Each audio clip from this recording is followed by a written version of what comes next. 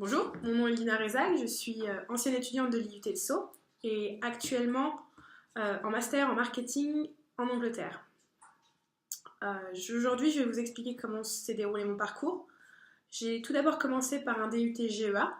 Durant ma première année, je suis partie à l'étranger en Angleterre pour effectuer un stage en marketing et business development. Cela m'a permis d'avoir un meilleur anglais et de comprendre les attentes des entreprises à l'étranger.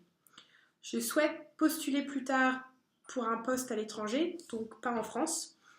Ce qui est essentiel, ce sont des expériences à l'étranger, que ce soit des études ou un stage. C'est toujours un atout incroyable pour votre CV. À la suite de ce stage, je suis rentrée en France pour mon DUT et j'ai postulé pour un programme Erasmus. J'avais 3 choix en tête, la Finlande, la Suisse et l'Angleterre. J'ai été acceptée en Suisse au sein de la FHNW, dans le nord-ouest de la Suisse, dans la partie allemande.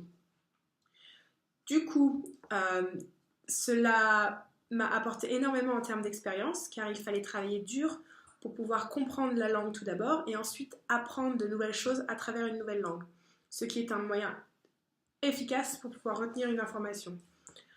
Bien évidemment, il y a des choses qui sont assez difficiles quand on fait un programme à l'étranger. Il faut savoir s'adapter, il y a un choc culturel et beaucoup de challenges pour un étudiant qui vient d'une université française. Les attentes des universités françaises et des universités à l'étranger sont très différentes, mais quoi qu'il en soit, c'est toujours un atout et une expérience positive qui est à réitérer autant que possible. À la suite de cela, j'ai voulu effectuer le reste de mes études à l'étranger, donc intégrer un bachelor au sein d'une université anglaise. Pour cela, je suis passée par l'APB anglais, nommé UCAS. Grâce à une lettre de motivation et une interview et des lettres de recommandation, j'ai été acceptée dans différentes universités, dont une à Londres, une dans le nord-est, une dans le sud-est, dans plusieurs universités. J'ai choisi l'université de Hull parce qu'elle me permettait d'avoir un niveau bachelor en 1 an au lieu de 3. Le bachelor, c'est l'équivalent d'une licence. Après un bachelor, on peut directement travailler ou continuer vers un master. Je ne serais pas là où je suis sans avoir eu cette expérience à l'étranger en Erasmus. Je vous invite fortement à partir à l'étranger parce que c'est une expérience inoubliable. On fait des amis qui viennent de partout, on peut voyager, on apprend énormément sur les cultures différentes et c'est un atout incroyable pour votre CV. J'ai eu plusieurs offres d'emploi d'entreprises qui ont mis en avant le côté multiculturel. Si vous avez la possibilité de partir faire vos études, partir en Erasmus, faites-le. Vous avez aussi une bourse de la part du gouvernement qui vous permet, selon votre destination, d'avoir entre 400 et 500 € par mois, ce qui couvre une partie de vos dépenses, qui est très utile.